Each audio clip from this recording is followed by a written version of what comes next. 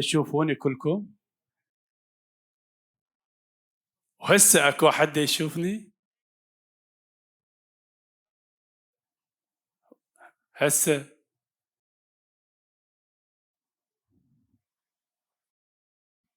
لا تخافون، ان شاء الله ما حد يمر بهاي التجربه. بس اني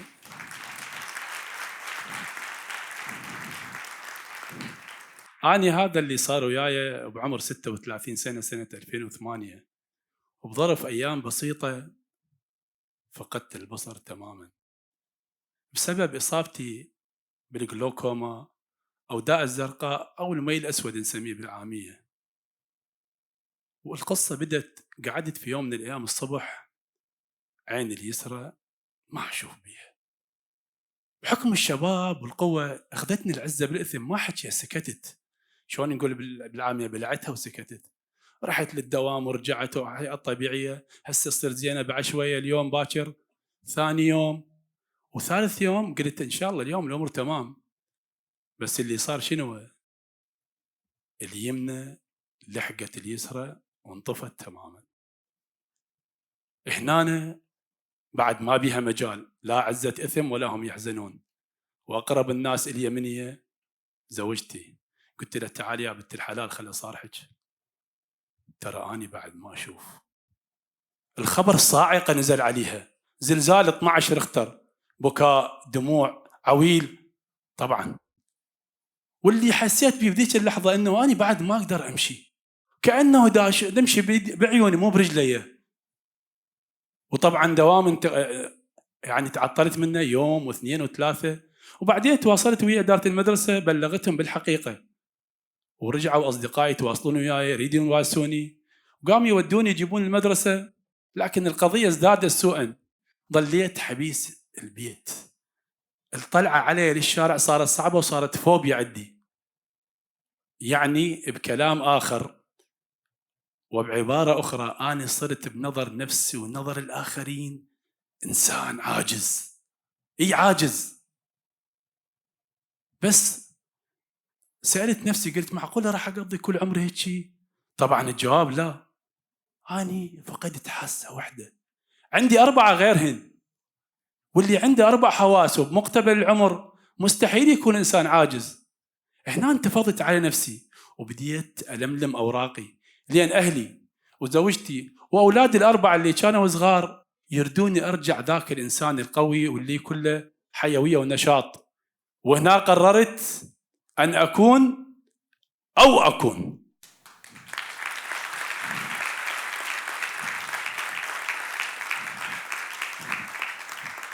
كان أول قضية أتخلص من فوبيا الشارع، وفعلا اقتحمت الشارع وبديت أرجع شوية شوية، مو بعيون القديمة، لا بعيون الجديدة.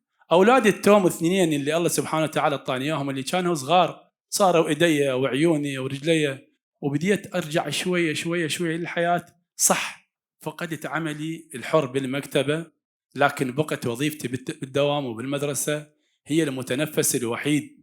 والحمد لله بديت اعيش حياه طبيعيه الى حد ما.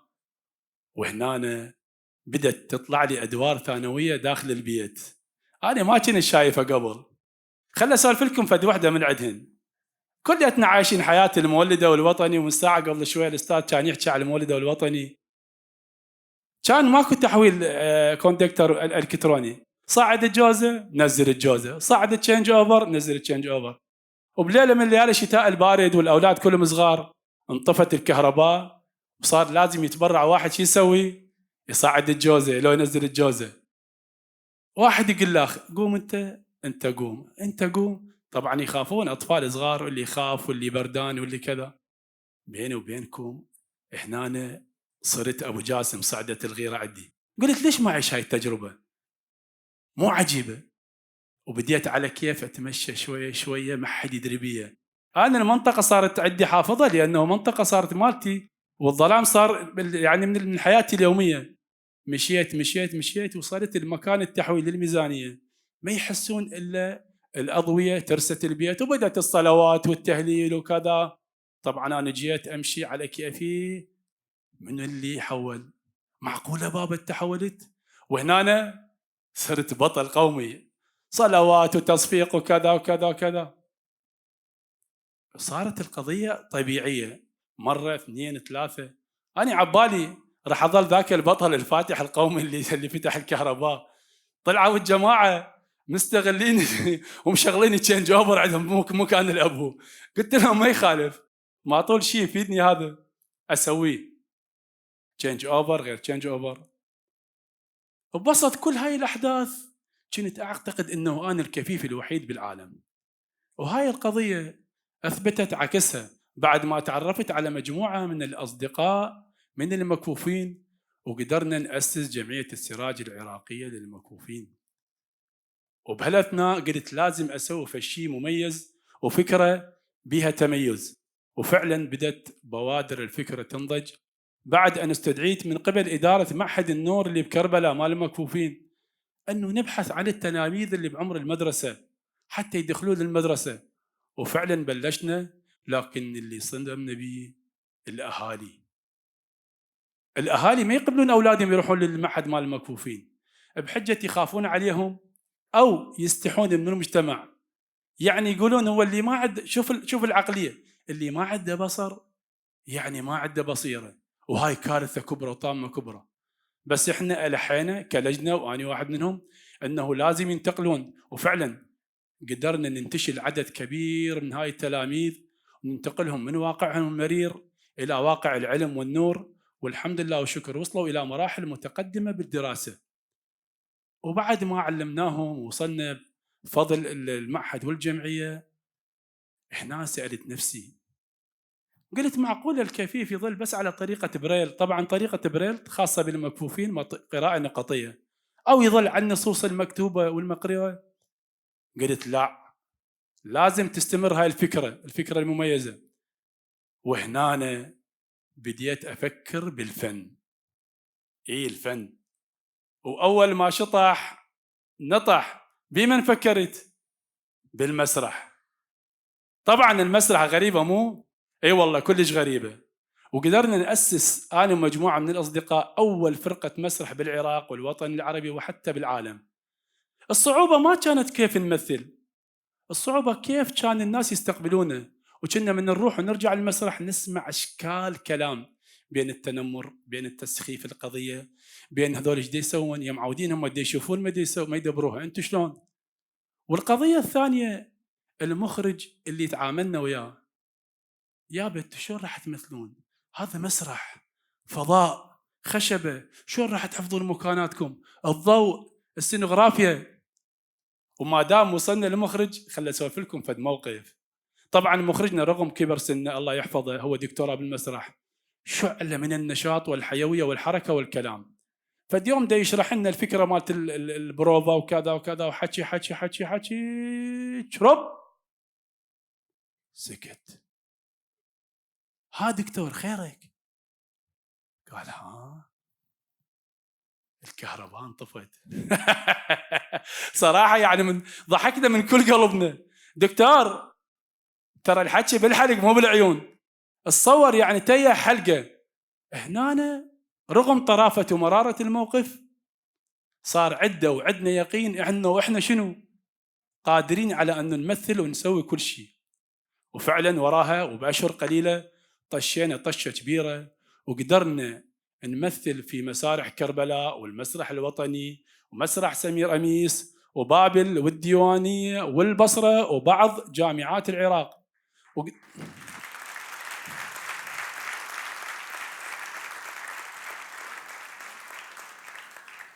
وقدرنا نقدم مسرحيات احترافيه عاليه المضمون اللي تعالج بعض المظاهر الاجتماعيه.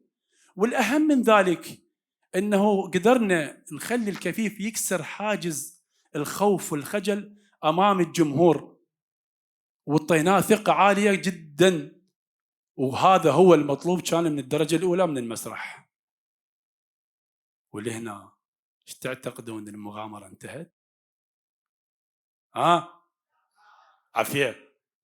اجاني خبر من بعيد، كلش من بعيد، انه اكو كره قدم للمكفوفين.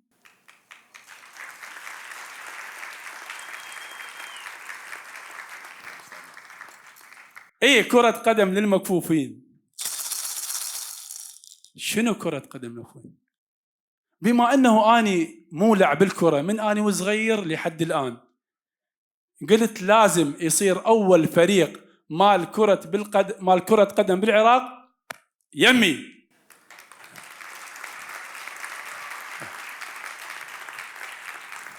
هسه راح تقولون الصعوبة شلون راح تلعبون، شلون راح تكون الفريق. والله ما كانت هاي الصعوبة. الصعوبة شلون نحصل على هاي الكرة. هاي الكرة مصنوعة من جلد خاص وبيها هاي الأجراس اللي هي دليلنا للعب. وهنا بدأ التحدي، شلون نحصل على الكرات. وبمساعدة بعض الأصدقاء من الأخوة العرب والأجانب أصدقائنا والمنظمات اللي مختصة بهالموضوع، قدرت أحصل على 10 كرات، لكن مال كرة قدم للأطفال. ما أشبعت غروري ولا أشبعت فضولي، لكن الكبار لازم أرجع ألعب كرة قدم. أنا 36 سنة ألعب كرة، اجتي للحلق. وفعلا التحدي بدأ ازداد. قدمت أوراقي مرة ثانية. قدمت أول سنة وما حصلت، وثاني سنة، وثالث سنة، ورابع سنة. شنو كنتوا وياي انتوا؟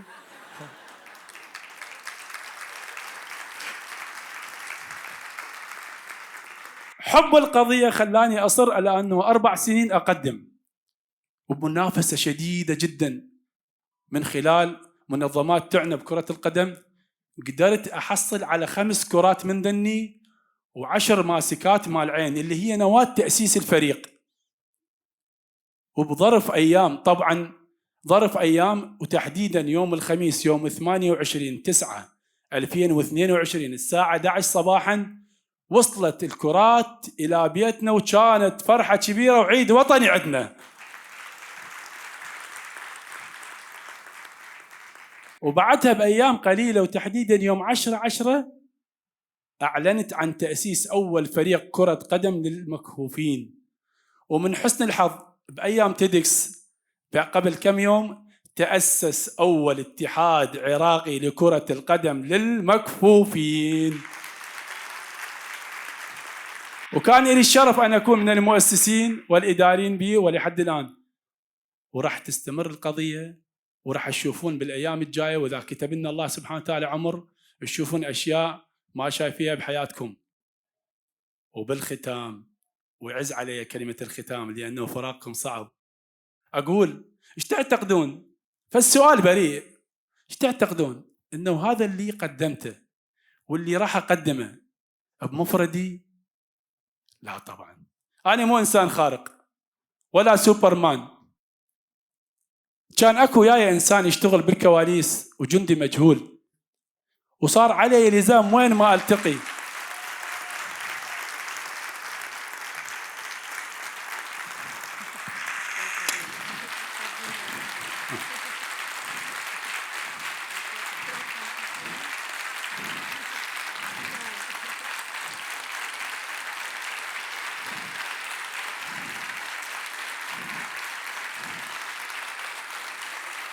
هذا الإنسان شاركني قبل وأثناء وبعد المحنة، اللي حول لي المحنة إلى منحة، وصار علي لزام وين ما أكون بأي مؤتمر وجريدة وتلفزيون وقناة تلفزيونية أقول عبارة بسيطة ما توفي حقه: أعطني زوجة صالحة وخذ مني ما تريد وانتظر مني المزيد.